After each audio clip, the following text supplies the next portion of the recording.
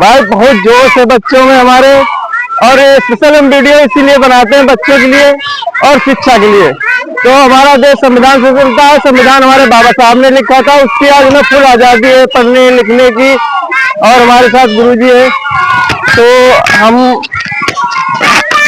गुरुजी कैसा लग रहा है आपको? बहुत अच्छा, बहुत बढ़िया। और कुछ बताएंगे हमारे ऑडियंस के लिए, बच्चों के लिए? बच्चा बहुत सुंदर है, देश के लिए बच्चे नारे लगा रहे हैं और बड़ा योगदान आपका भी है। तो गुरुजी हम तो यही कहना चाहते हैं कि जितने हमारे बच्चे हैं सब सरकारी स्कूल में पढ़ने आए, जाके हमारे सरकारी स्कूल बचे रहे। इसके बारे में गुरुजी क्या बताएंगे? नामांकन 100% कराते हैं। ठीक है, घर घर जाके बहुत योगदान रहता है गुरुजी का। हम भी कहते हैं कि बच्चे हमारे पढ़े और बढ़े आगे, अधिकारी बने, ताकि हमारा देश का भविष्य उज्जवल रहे। और ये हमारी 75 साल की आजादी में हमें फुल आजादी मिली है ना गुरुजी? बहुत बहुत धन्यवाद गुरुजी।